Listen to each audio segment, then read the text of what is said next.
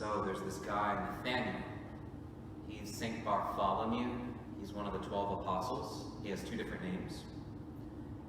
But he's impressed because Jesus was able to see him under this fig tree, even though Nathaniel was like on the other side of town.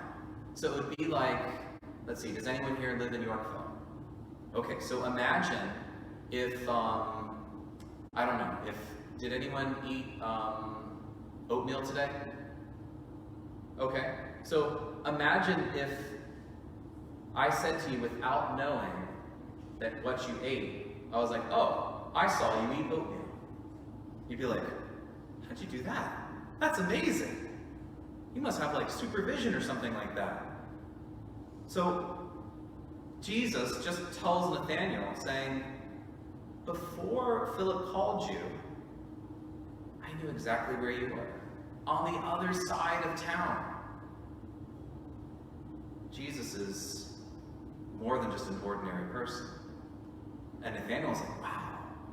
But notice what Jesus says. He's like, you're impressed now, but you haven't seen the best yet. Something amazing is going to happen. You're going to see so much more than merely just me telling you that I saw you under the fig tree. You're going to see angels of God ascending and descending on the Son of Man. And today we celebrate the feast of these amazing angelic friends, these warriors who have been called to defend us, to watch over us, and their greatest desire is to get us to heaven. For anyone who ever, maybe some of you know about the Hobbit, the Lord of the Rings, you have that character Gandalf, the wizard. Well, he's actually like one of these angels. He's someone that leads armies into battle. He's someone that brings good news or messages that can sort of turn the whole tide of the great battle. And he's also someone who accompanies us on the journey, just like he did with Bilbo Baggins. So we have these angelic warriors that their name tells us a little bit about who they are and what their mission is. And it's important for us to look at our own lives and say, what is the name that God calls me? So we have our regular name. My name is Andrew Peter Davey. But God calls us, it says in the scriptures, I've called you by name, and you are mine. And there is a special, you could say, nickname. Does anyone have a nickname? Okay, maybe it's something that no one else really calls you, but maybe like your mom or dad call you. You know, and not a bad nickname, but like a nickname that just kind of fills you with joy. And it's something where it's only like your mom or dad or your grandpa or grandma, they tell you this. And it's this connection because they know something about you that no one else does. That's the kind of name that we need to learn how to hear within our own heart. And this is the name that we're hearing about these angels from God's point of view, saying, this is who you are, angel. So let's look at these names. Who's our first archangel again? Saint Michael. Does anyone know, what does his name mean? It actually means, who is like God, with a question mark. In other words, it's not like someone like this being like, ha, who's like God? I'm better than him. Because who did that? Didn't Satan do that? The dragon that we heard about today? That dragon, it says here that he was the ancient serpent, so he's the guy from Genesis. He's the serpent that tricked Adam and Eve. His name is the devil and Satan. Now, that word devil, it actually means the person who, when someone is walking on a path, they like throw a stick right in the middle of the path for that person to trip. Have you ever had someone maybe do something kind of mean to you, where you're kind of maybe walking and someone just kind of put their foot out and like tripped you? Well, that's what Satan's name means. That's what the devil's name means. is he's the guy that you're walking along, you're trying to follow God, and he sticks his foot out and he trips you. He wants to get you off the path. The name Satan means the one who is against God. And because of that, he's against you. And he's the guy that when you try to do something that's good, he's the guy that pushes back and says, I don't want you to do that.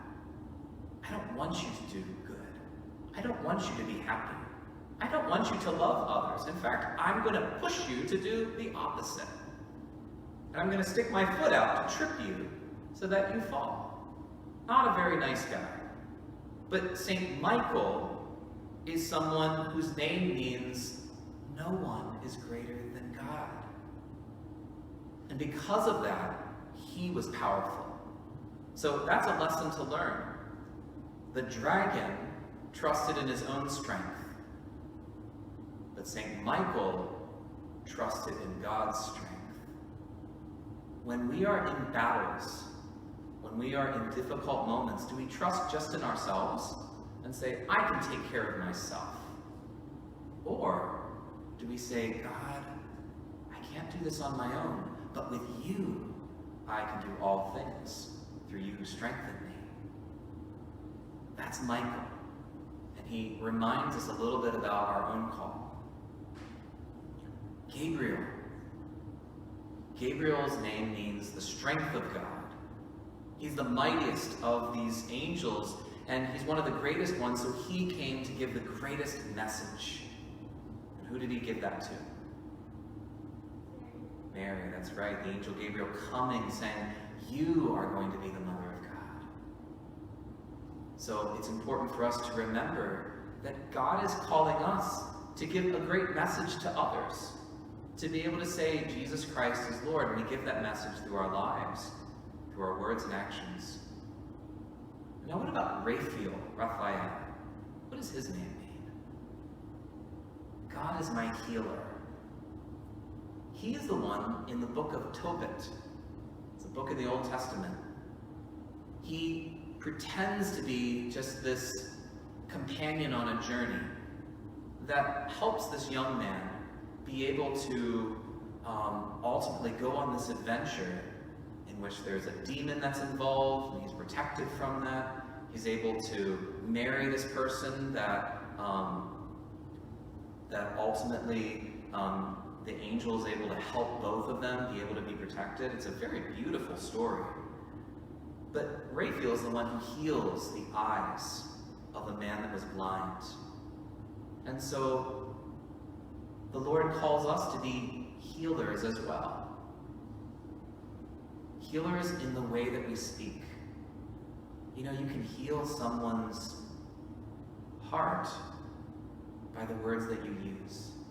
Just like you can make someone's heart sick by the words that you use. Has anyone ever felt their heart be healed because someone spoke a kind word when you were going through a difficult moment? Maybe one of your classmates? Yeah. Has anyone ever felt their heart sick because of something that was said that just hurts the heart and just pulls you all the way down? And you just feel miserable about yourself. You feel like you're just not good. Maybe you feel like trash. And maybe it came from someone saying a vicious word.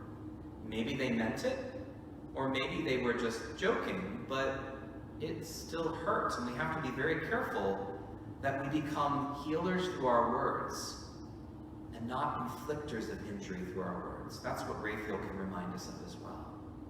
So each one of these three archangels remind us of something that we're called to do. God is our strength. Don't fight the battle alone. Spread the big message of the good news, and be a healer in your words. Yeah. Did St. Michael fall? Actually, he was one that never fell. That's the amazing thing because of his humility. In here it says he battled the dragon, and it was St. Michael who took the dragon and said, he kind of drop-kicked him out of heaven. And he did that with the strength of God. So Michael never ever fell. I mean, maybe there's, I don't know if there's like a sometimes TV shows and things like that that sort of pop up and they have like a different version of Christianity. But the true Christianity is one where Michael never ever fell, because he always didn't trust in himself, but trusted in God. Good question.